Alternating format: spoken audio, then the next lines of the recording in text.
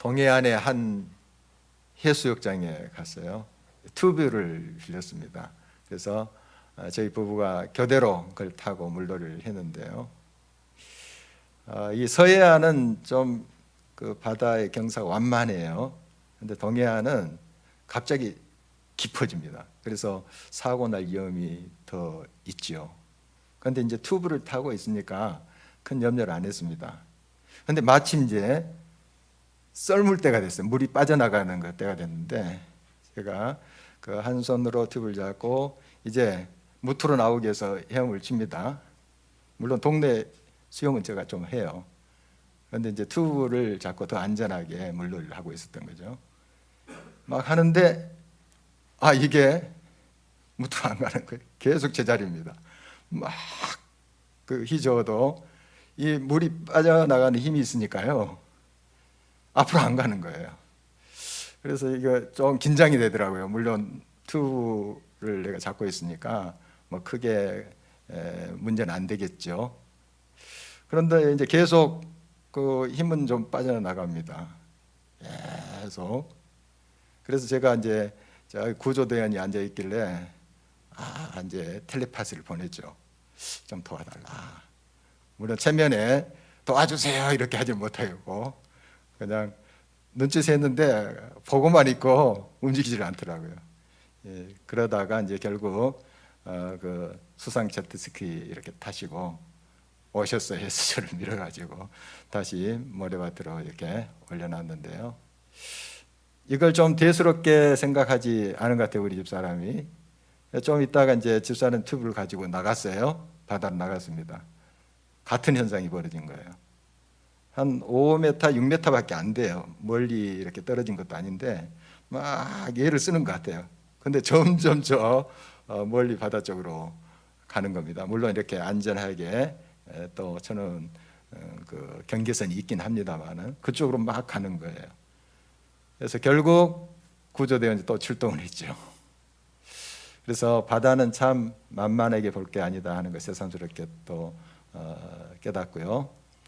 그러나 또 좀 긴장은 했지만 그래도 튜브 안에 있었기 때문에 튜브를 타고 있었기 때문에 또 구조대원들 있지 않습니까? 그래서 또 안전하게 또 무트로 나올 수 있었습니다.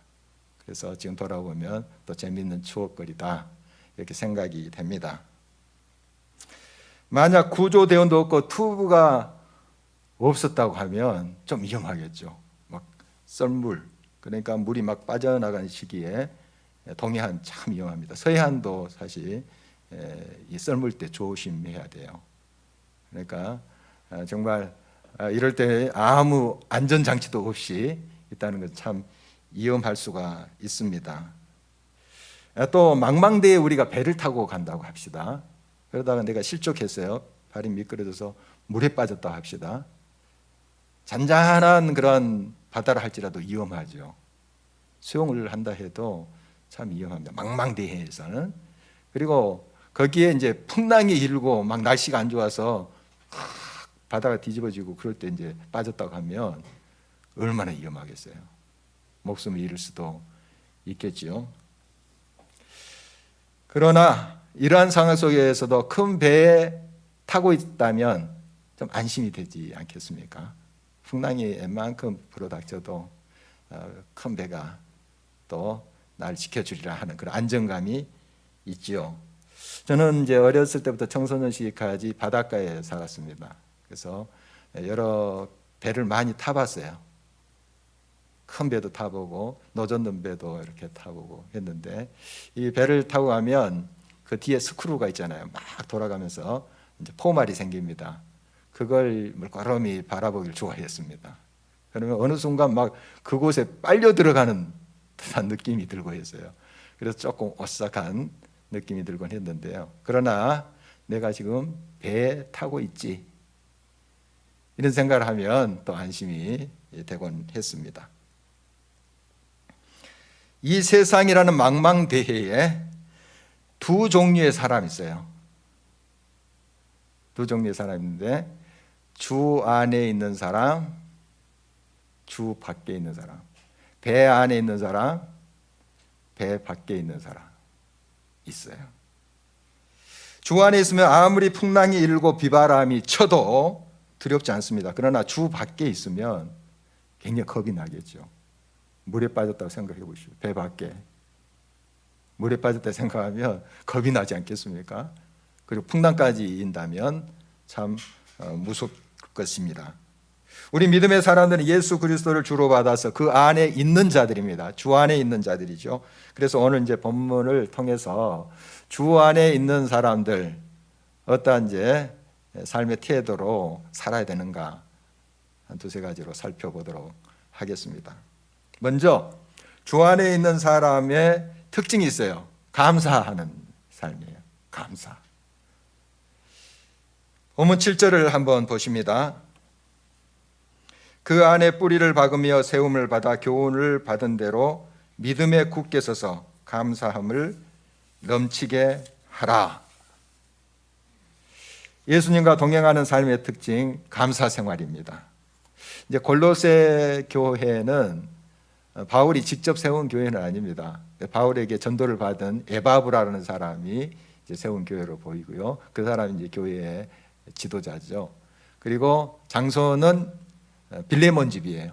빌레몬 집에서 이렇게 모여서 신앙생활을 또 하고 예배도 드리고 그렇게 했던 교회인데요. 이 당시 이제 골로새 교회뿐만 아니라 여러 교회들은 로마 제국의 핍박을 받고 있었습니다. 로마 제국 시대예요. 그러니까 모든 교회들이 예수님을 믿는다는 게 쉽지 않았어요. 핍박이기 때문에. 그리고 유대인들의 공격도 아주 심했고요. 그런데 그들의 특징을 보면 기뻐했다는 거예요. 감사했다는 거예요. 이 당시에 로마 제국 하에 있었던 피지배민들의 삶은 굉장히 힘들었어요. 예수를 안 믿는 사람들도 힘들었는데 예수님을 믿는 사람들은 상대적으로 더 힘들었어요. 더 가난했어요. 그런 시대입니다. 그런데 이 성도들이 날마다 모이면 막 감사하는 거예요. 찬송하고. 그리고 떡 한 조각 놓고도 그때 먹으면서 감사하다는 거예요. 제가 한 3, 40년 전에 그 중국에 몇 번 왔다 갔다 했거든요. 그런데 거기 성도들이 그러더라고요. 그냥 정말 가난해요. 지금은 이제 많이 이제 형편이 피었지만 그때 참 가난하시더라고요. 그런데 막 그렇게 기뻐하시고 예배 2시간도 짰다고 더 하자고 이렇게 하시더라고요. 막 기뻐가지고 기쁨이 충만하시고 감사하는 그런 모습을 봤습니다. 초대교회 성도들의 모습이 그러지 않았을까 싶어요. 요즘 여러분의 삶을 한번 돌아봐 보시기 바랍니다. 마음속 깊은 곳으로부터 감사, 찬송이 넘쳐나고 있는지요? 얼굴에 여러분 무슨 글자를 쓰고 다니세요? 감사? 아니면 아유, 불평, 불만 그 글자가 쓰여 있는지 한번 살펴보시기를 바랍니다. 여러분 주 안에 있는지 주 밖에 있는지 그걸 이제 가늠할 수 있는 거, 내가 진짜 감사 찬송하고 있는가 이거 살펴보면 알아요. 내 삶에 감사가 넘치는가, 늘 찬송하며 사는가 하는 거 점검해 보시기 바랍니다. 그렇지 않으면 지금 발이 미끄러져서 지금 배 밖으로 나가 있는 그런 상태예요. 빨리 도와주세요. 건져주세요. 이렇게 하셔야 돼요. 돌아와야 됩니다. 주 안으로 다시 들어와야 됩니다. 그동안 이제 새벽 기도회를 마치면 1시간 동안 그 찬양 음악이 나가죠. 그럼 그 음악 소리를 들으면서 이제 소리내서 기도도 하시고 이렇게 해요. 그런데 요즘은 거의 하루 종일 음악을 틀어줍니다. 그래서 언제든지 이렇게 오셔서 그 분위기 속에서 기도하시라고 음악을 계속 틀어줘요. 그래서 저는 이제 시계를 잘 안 가지고 다니기 때문에 요즘은 이제 새벽 기도 끝나고 개인 기도 할 때 언제 1시간이 지났는지 잘 모르겠더라고요. 계속 음악이 돌아가니까. 옛날에는 딱 1시간짜리 음악이 끝나면 이제 제가 일어섰는데요. 지난 주간이에요. 지난 주간에 좀 다른 때보다 길었던 것 같아요. 보통 이제 1시간 그 음악 틀 때는 제가 일어설 때 몇 분 더 앉아서 기도하고 계세요. 또 계속 기도하시는 분 계시는데 그날은 한 분도 안 계시더라고요. 좀 제가 길게 기도했나 봐요. 근데 저 뒤쪽에 문에 우리 권사님이 한 분 딱 서 계셨어요. 왜 권사님 안 가시고 여기 계시냐 그랬더니 문을 못 열겠대요. 문을. 예, 그러시냐 그랬더니 이제 손의 관절에 통증이 있으세요. 그래서 힘이 없어서 그걸 문 손잡이를 돌려서 열어야 되는데 못 돌린 거예요. 그래서 이제 제 기도가 끝날 때까지 기다리고 계셨던 거예요. 권사님도 얼마 전까지는 아무 일 없이 그거 돌리셨어요. 그리고 나가시고 들어오시고. 그런데 최근에 관절이 많이 아프셔가지고요. 손도 부으시고. 그래서 이거 돌리실 수 없어요. 너무 쉽죠, 여러분에게? 저 문잡이 돌리고 나가고 들어오고 얼마나 쉬워요. 쉬운 일인데 어떤 분에게는 이게 어려운 일이에요. 불가능한 일이 돼요. 제가 이제 허리를 좀 삐끗한 적이 있는데요. 양말도 못 신겠더라고요. 양말 못 신겠더라고요. 그래서 이제 생전 처음 제 집사람이 제 양말을 신겨줬어요. 그런 호사도 누려봤는데요. 어떻든 이제 회복이 되니까 뭐 너무 쉬운 거 아닙니까, 여러분? 이 양말 신는 거 그 쉬운 일 아니에요. 그런데 어떤 사람에게는 굉장히 어려워요. 불가능해요. 그래서 오늘도 이제 양말을 신으면서 그 생각 나더라고요. 야, 이게 당연한 것 같았는데 감사한 일이구나. 아주 새삼스럽게 양말 신는 것도 감사한 일이구나. 그걸 깨닫게 됩니다. 사실 우리의 삶을 돌아보면 감사할 게 너무 많습니다. 이것도 감사, 저것도 다 감사해요. 우리가 당연하게 생각하고 있는 거 어떤 분은 못해요. 하고 싶어도. 평생 내가 3일 동안만 눈을 떴으면 좋겠다 하시는 분도 계세요. 시각장애자의 사람. 산소 호흡기를 대고 사신 분. 마음껏 숨쉬고 싶다 하는 생각 갖지 않겠습니까? 우리는 생각 없이 숨쉬고 있잖아요. 당연한 게 아닙니다. 하나님의 은혜예요. 하나하나 생각해 보면 다 감사하고 감사한데 우리는 정말 안 되고 뒤틀리고 실패한 거 그것을 이제 주목하면서 막 그냥 원망하고 절망하고 한단 말이죠. 다시 한번 우리 자신의 삶을 돌아봐야 되겠습니다. 2021년 한 해 돌아보면 정말 많고 많은 일들이 있었죠. 올해 초만 해도 이 코로나19 팬데믹이 좀 수그러들지 않을까 하는 기대감이 있었습니다. 그러나 지금 이게 언제 끝날까? 언제 끝날까 하는 생각이 지배적이지 않아요? 참 사회 여러 면으로 무겁고 참 힘든 과정을 거치고 있습니다. 교회도 예외가 아니에요. 참 힘듭니다. 이 교회 할 때 회는 모일 회입니다. 모인다 하는 건데 이 교회의 생명 어쩌면 모이는 것에 있어요. 그리고 교회의 정체성이 모인다 하는 것 아니겠습니까? 그런데 이 코로나19로 인해서 우리가 마음껏 모이지는 못하잖아요. 마음껏 모여서 또 행사 또 할 수도 없고요. 이런 상황 속에서 교회의 이제 정체성이 흔들리지 않나 하는 생각도 합니다. 그러나 올해를 또 찬찬히 들여다보면 구석구석에 하나님의 손길이 있었어요. 하나님이 인도하셨어요. 우리 교회뿐만 아니라 우리 가정도 한번 살펴보십시오. 여러분 가정에 정말 하나님의 손길이 안 닿은 것이 없어요. 다 사실 감사의 조건들인데 우리가 그것을 잘 보지 못하고 지나올 때가 많지요.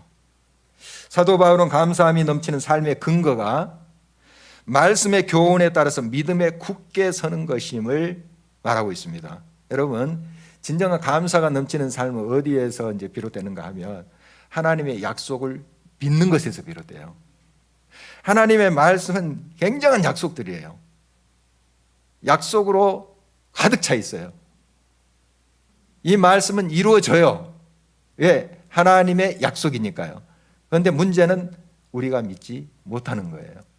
이 말씀 그대로 이루어집니다. 하나님의 약속은 반드시 성취되는 거예요. 그런데 이걸 믿지 못하는 거예요. 그러니까 우리가 절망하고 낙담하고 또 원망하고 하는 거죠. 여러분, 하나님의 약속을 믿는 그 믿음에 굳게 서시길 바랍니다. 그러면 내가 감사해야지, 뭐 찬송해야지 하지 않아도요, 찬송이 나오게 돼 있어요. 감사가 나오게 돼 있어요. 우리 하나님의 종들이 복음을 증거하다가 옥에 갇히고 막 고문도 당하고 했잖아요. 성경에 보면. 그런데 막 그 감옥에서 찬송하고 그래요. 왜 그런 줄 아세요? 하나님이 약속하신 대로 우리가 함께 계셔. 임마누엘 하나님이셔. 합력해서 선을 이루셔.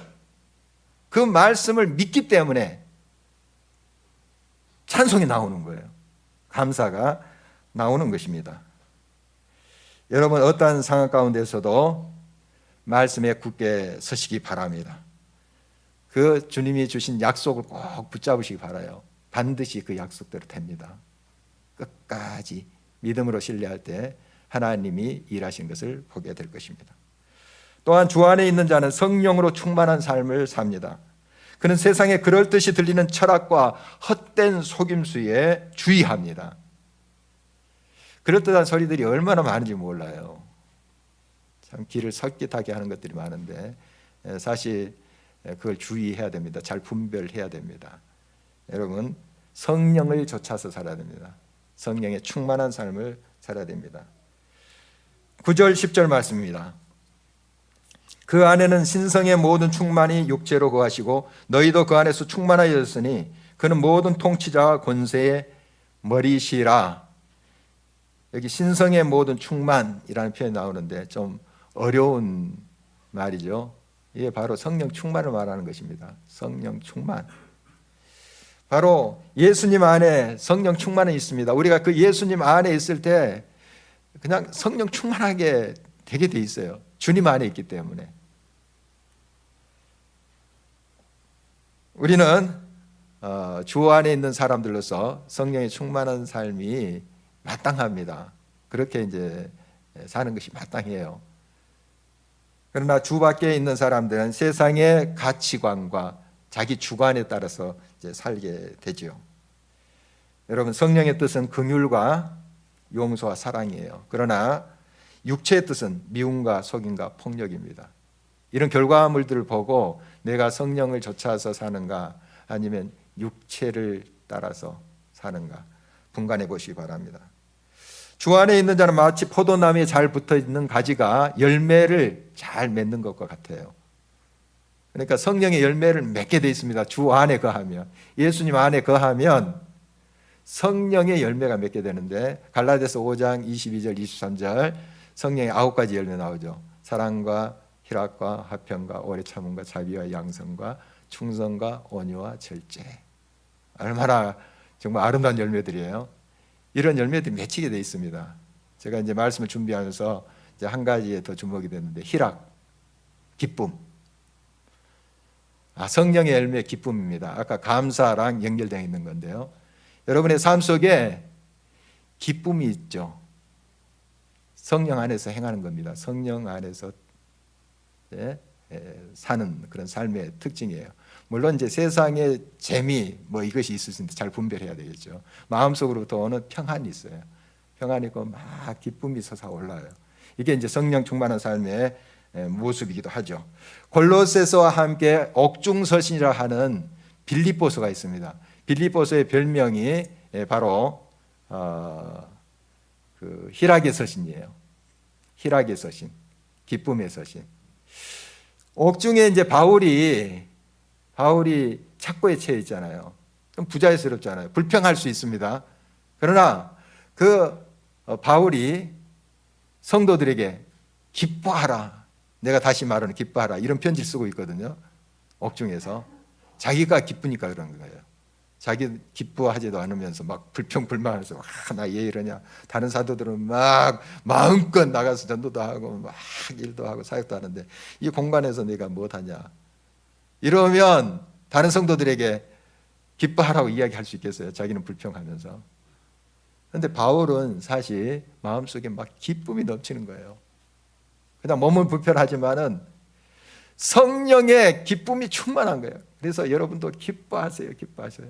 이런 바울의 모습을 보고 오히려 옥 밖에 있는 사람 더 분발하는 거예요. 우리 선생님이 옥에서 저렇게 기뻐하면서 막 성령 충만한데 우리 더 분발하자. 더 전도하자. 이렇게 된 거예요. 여러분, 우리가 어떤 상황 가운데서도 성령을 따라가는 사람들에게는 기쁨이 있어요. 즐거움이 있어요.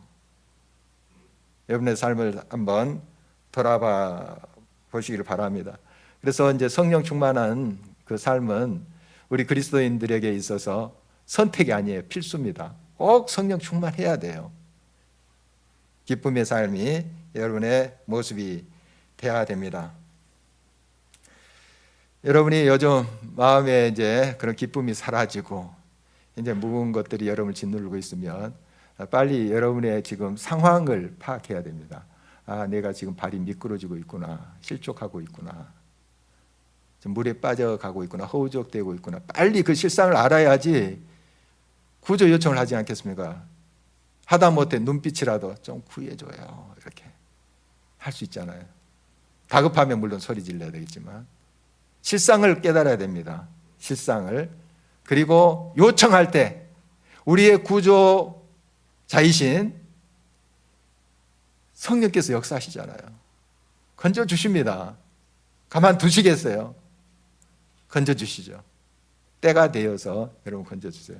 그 구조대원이 내가 눈빛으로 그냥 사인을 보냈는데도 들은 척만 하더라고요. 예. 그러더니 자기들 때가 있나 봐요. 좀 힘이 빠질라 할 때 오는 것 같아요. 하여간 잘은 모르겠지만 좀 빨리 와서 좀 데리고 가면 좋겠는데, 물론 튜브를 잡고 있어서 큰 뭐 일은 일어나지 않겠지만 그래도 점점 막 힘이 빠지잖아요. 아무래도. 근데 때가 되니까 딱 오더라고요. 그래서 이제 건져주던데, 여러분들 주님께 요청하세요. 주님의 때에 건져주십니다. 인도하십니다. 아름답게 응답해 주십니다.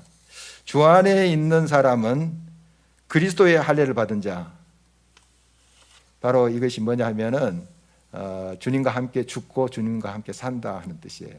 그리스도의 할례라는 뜻이. 이런 주님과 함께 죽고 주님과 함께 사는 삶을 살게 돼요. 오늘 12절 말씀 보실까요? 너희가 세례로 그리스도와 함께 장사되고 죽고 또 죽은 자들 가운데서 그를 일으키신 하나님의 역사를 믿음으로 말미암아 그 안에서 함께 일으키심을 받았느니라. 함께 죽고 함께 살았다 하는 그런 뜻 아니겠습니까? 주 안에 있는 자는 자기와 세상에 대해서 죽은 자예요. 나의 소욕과 나의 계획과 나의 생각에서 벗어난 사람이에요. 그리고 주님과 함께 산다는 것은 주님을 따라서 주님의 뜻을 좇아서 사는 거죠. 아까 말씀 나눈 성령을 따라 사는 것과 같은 맥락입니다. 이것은 우리의 자유의지는 아무것도 없고 로봇처럼 그냥 끌려다니는 그런 삶인가? 그건 아니에요. 주 안이라 하면 여러분 어떤 느낌이 들어요? 답답한가요? 주 안. 주님이 막 통제하면서 이래라 저래라 하는 그게 연상되나요? 아닙니다. 주님의 품은 우주를 담아요. 아니, 우주도 극히 일부분이에요.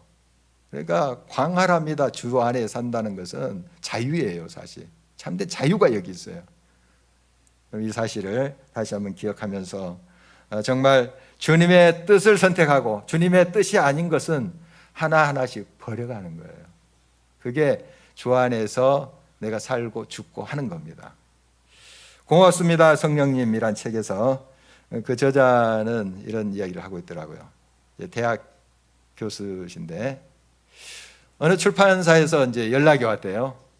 교수님 지금 이제 연구하고 있는 그 주제와 아주 맞는 그런 자료가 이제 CD로 나왔습니다.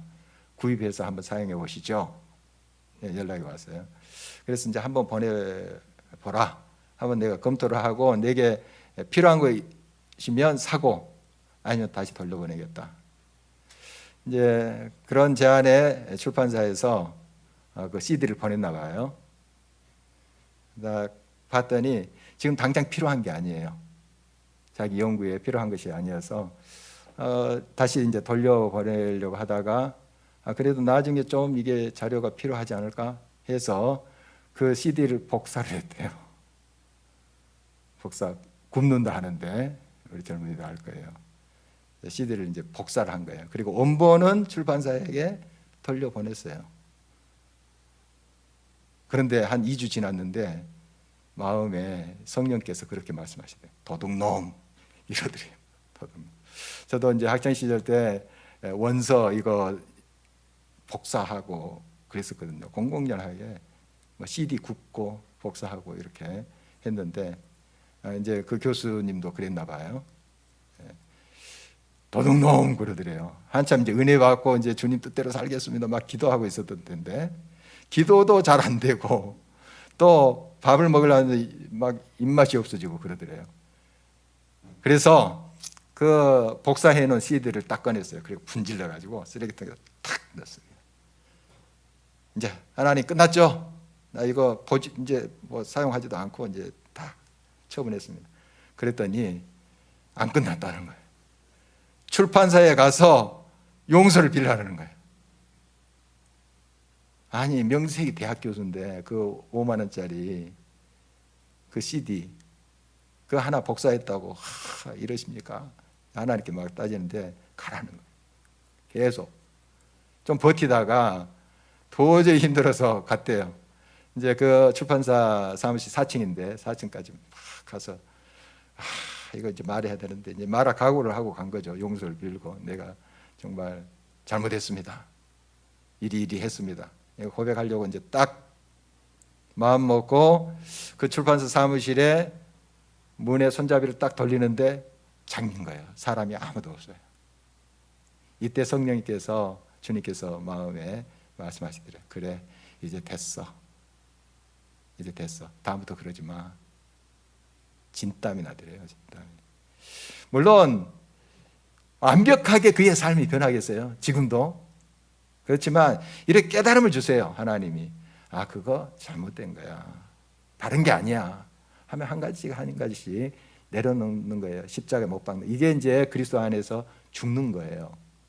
그리고 주님의 뜻을 따라서 사는 거. 이게 이제 새로운 부활입니다. 이게 반복으로 일어나는 거예요. 죽고 살고 죽고 살고. 이렇다가 이제 우리가 주님 만나는 거죠. 주님 앞에 가는 거예요. 주 안에 있는 자는 주 밖에 없는 자입니다. 그는 주님 한 분만으로 만족합니다. 그는 주님의 은혜 아니면 한시도 살아갈 수 없음을 고백합니다. 자신의 호흡마저도 주님의 것임을 인정합니다. 그는 자신의 모든 것을 다 주께 맡깁니다. 세상 부귀와 영화 모두 사라진다 하여도 오직 예수님만 함께 하시면 모든 것이 자기에게 다 있음을 그는 확실히 믿습니다. 여러분, 주 안에 있는 자가 되십시오. 주 밖에 없는 자가 되십시오.